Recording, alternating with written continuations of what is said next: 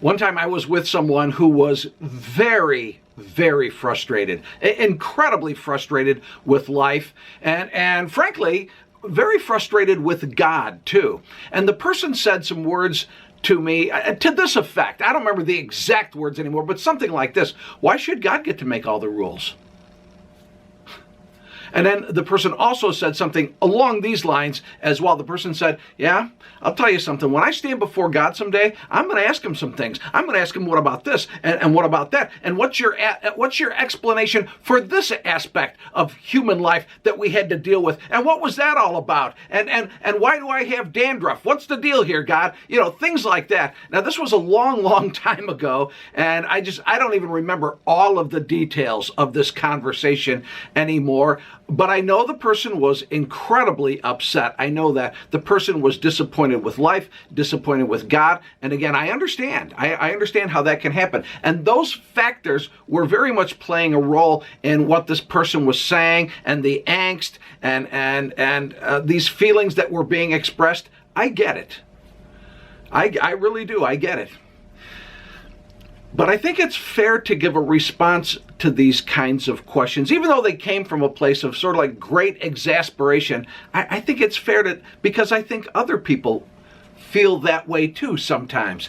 And actually, my response is very, very simple. It's a simple, but it's really just to point to God and who He is. That's the answer to the question. Like, put it like this: if there is a God. Now hold on. I'm saying if, not because I have great doubts about God, but I want to set this up logically. So, you know, it's sort of like, if this is true, then this would logically follow. So I want to set it up that way. So if there is a God, like the one described in the Bible, the Almighty, the all-knowing Creator and Lord, the one who literally spoke everything into existence. He speaks and it all comes into existence. The only one who has always been and who will always be. That God, if that being exists, then actually, yeah, he gets to make the rules. Of course he does. The rules, by the way, are in keeping with him and who he is and his nature.